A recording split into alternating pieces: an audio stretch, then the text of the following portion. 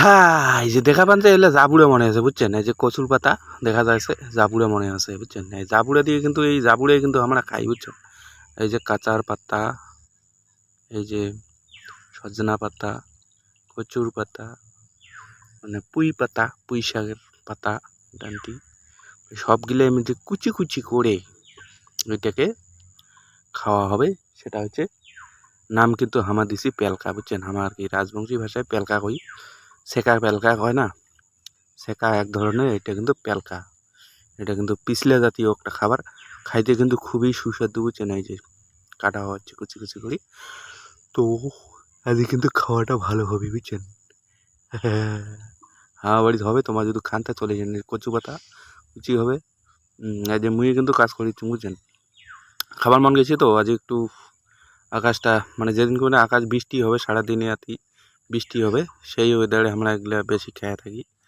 মানে আকাশ সকাল থেকে বৃষ্টি চলছে ঝিরঝির করি, ঠান্ডা ভাব, তো ভাবলাম যে না একটু পেলকাই খাবো বুঝছেন। এই যে রান্না করি, এই যে ইয়েটা হচ্ছে, এই যে ওখানে ভাতের থালি, এই যে খাবার দিচ্ছে পেলকা দিয়া সানিয়ে, পেলকা আর আলু ভাজাটা কিন্তু মেন বুঝছেন।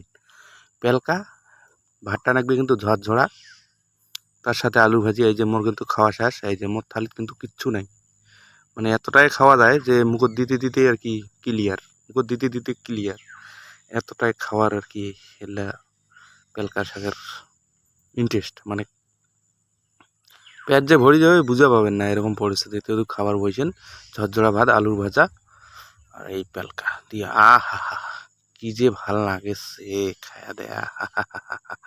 তো তোমরা কায় কায় খান অবশ্যই কমেন্টে জানাবেন বুঝছেন। তোমার এই জিনিসটা প্রচলিত আছে না নাই, কিন্তু আমার একটা এই রাজবংশী খাবার আমার খায়া থাকি, ছোটবেলা থেকে আমার খায়াচ্ছি, ছোটবেলা থেকে মা বাপ তার আগে থেকে খাইছি, হয়তো সেখান থেকে খাই। এই যে ভাত কিন্তু শেষ বুঝছেন, একটা ভাত শেষ, এই যে মোর ভাতও শেষ। থাল যদি ক্লিয়ার করি চান তাহলে ওই পেলকা দিয়ে খান। থাল যদি ক্লিয়ার করি চান তাহলে পেলকা দিয়ে খান। আর ডান্টি ডান্টা এই সব কিছু জলে পচলে একটা কেনাই সোটা দিয়ে হবে রান্না, আহা হা হা, কি যে ভাল লাগে সে। তবে রাজবংশী খাবার খাই আমরা, মনে কিছু ফির নেন না। আমরা রাজবংশী মানছি তো, তাই এলে কথা ভুলবার কিন্তু আমরা পারি না বুঝছেন। আমার আদর্শ খাবার, আমার আদর্শ খাবার নিয়ে সবসময় কথা বলি। এই যে মুই কিন্তু খাবারের বা রান্নার ব্লগ এগুলো বানাং না, তো আজ একটু নিজে যেহেতু ধরছুম হাতে ধরে আর কি পেলকা, হাতে ধরে পেলকা মানে উপকরণ তৈরি করে ধরছুম, কি যে ভাল লাগে সেই